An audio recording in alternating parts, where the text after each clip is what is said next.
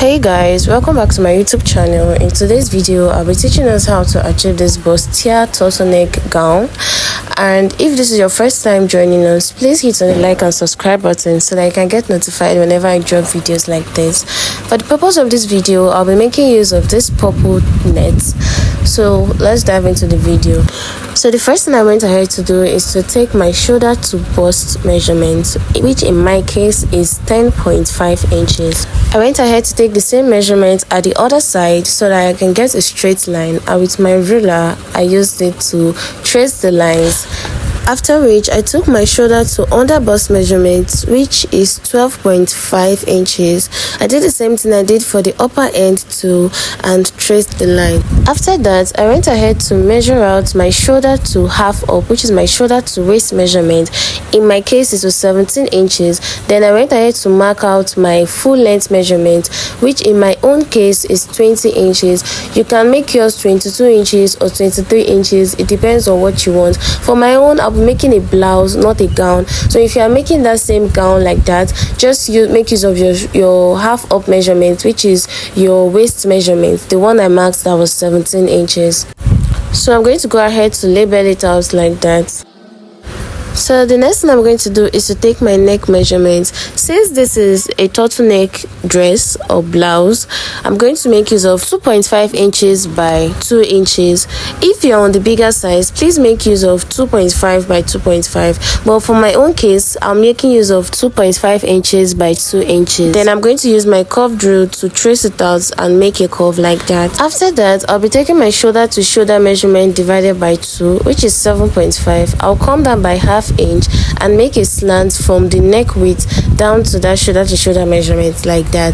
From that point where I came down by half inch, I'm going to take the same shoulder to shoulder measurement, which is 7.5 again, then go up what I have there, which is 7.5 plus half inch, which is 8 inches. I'm going to mark it out. This is just to make sure that the line is straight, and this new line is called my chest line.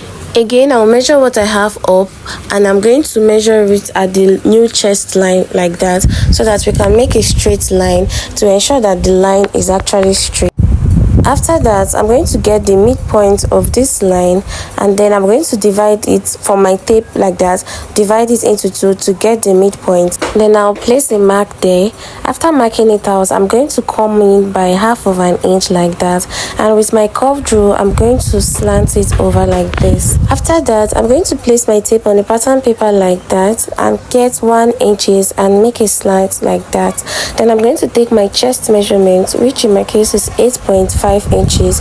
Then I'm going to come out by the inches allowance that I actually want, which is like 1.5 inches. Then from that point, using the point I mark, I'm going to make a curve like that. I went ahead to label the top side. So from that my chest line, I'm going to take my nipple to nipple measurement divided by 2.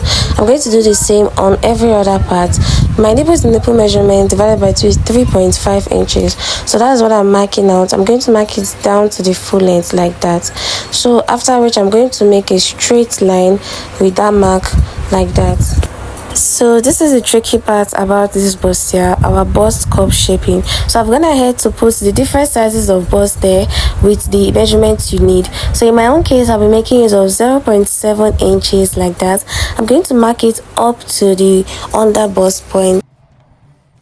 So I'm going to make a curve from the to connect the under bust and the bust point, just the way I'm doing it carefully. So at this point, because I don't want my bust to be revealing, I'm going to come up by about 2 inches just so that it doesn't expose much of my bust. It depends on you. You can come up by 2.5 inches or just 1 inches.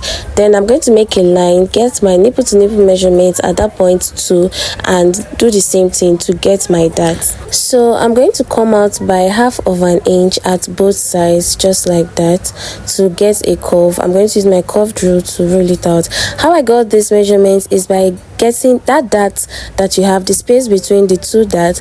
I'm going to divide it by 4. In my own case, if I came out by 0.75 plus 0.75, that's 1.5 inches divided by 4 will give me about half of an inch. So now I'm going to bring out my allowance, my dart allowance. I'll take what I have from that point, which is 1 inch, and bring it out at this other point and make a mark like that. Then I'm going to make a straight line from that point because I want to make another armhole curve at that point. Just watch what I'm doing and you will understand. So I've gone ahead to cancel out the old armhole curve, and this is the new one we're going to be making use of. So next up, we're going to take our bust measurements divided by 4 on the chest line, and we're going to mark it out. After which, we're going to take our bust measurements again divided by 4 on the bust point, and we're also going to mark it out. Please take note that there is not that intake at that point, so no need for that allowance. Then on the under bust, we're going to take our under bust measurement divided by 4, mark it out. Then we're going to take our that intake like that, measure the point in between and mark it out. That is our that allowance. Then we're going to put our sewing allowance like that. I went ahead to do the same for the other ones, for the bust and the chest measurements too. At my half up, I took my waist divided by 4, then I marked it out, brought out the that intake allowance, and then placed it there and brought out my actual sewing allowance like that. I did the same thing for my full length too, but at the full length point, I took my hip measurement rather than my waist measurement. After that, I went ahead to use my curved rule to shaping this to get the body shape like that. I'm just going to connect the point to get the body shape. So at the bust point, I'm going to mark out 1 inch allowance like that for my side bust that. So this, I got this by minusing my half up at the back from my half up at the front. So I'm just marking out the part I'm going to cut out just like that. So do you see the way I'm cutting out the yoke carefully? For the side that, just know the way I'm cutting it. I didn't cut everything fully, and I'm going to join it like that with a tape. And then that point that is not equal, I'm going to trim it to be equal. I'm also going to go ahead to cut out the yoke for the upside. That's where my net is going to be for the turtleneck. So for the back piece, the first thing I'm going to do is to mark out my zipper allowance, which in my case is 1 inch. I'm just going to rule it out like that. Next, I marked out my back measurement, which is 2.5 by 1 inches. You can make use of 1.5 inches if you want, but I want it to be fitted, so I'm going to use 1 inches because of the turtleneck. So I'm going to use my curved rule to make a line like that. Then I'm connecting it down to the zipper allowance just like that. After that, from the zipper allowance, I'm going to take my shoulder to shoulder measurement like we did in front, come down by 1/2 inch, and then we're going to make a slant for our shoulder slope. Then we're going to take that same 7.5, my shoulder to shoulder measurement, measure what I have from up to down, and take that same measurement at the other end to get a straight line. Just look at what I'm doing and you will understand it. After that, I went ahead to mark what I have up at the downside lower part like that, and connected the line to get my armhole line. Next up, I went ahead to take my shoulder to nipple measurement, my shoulder to under bust measurements, and then my shoulder to half up measurement and my full length. Just the same thing I did at the front. I'm going to repeat the same process at the back.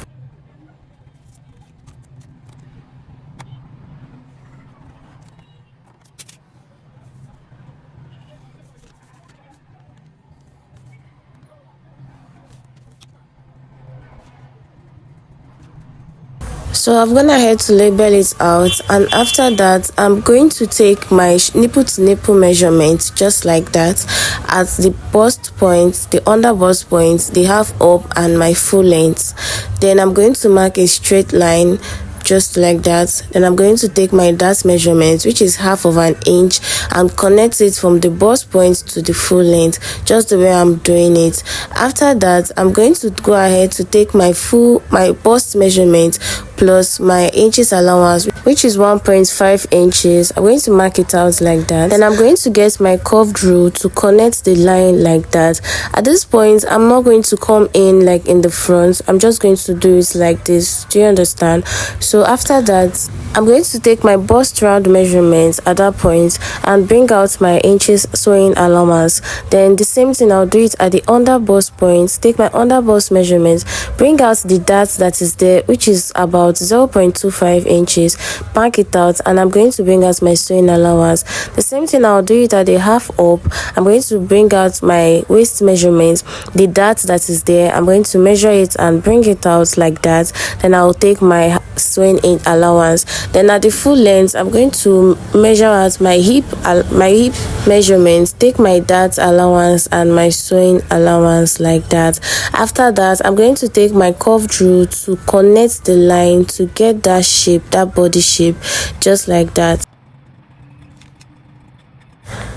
I'm going to go over to the zipper point, and at my bust point, I'm going to come in by half of an inch. Just look at what I'm doing.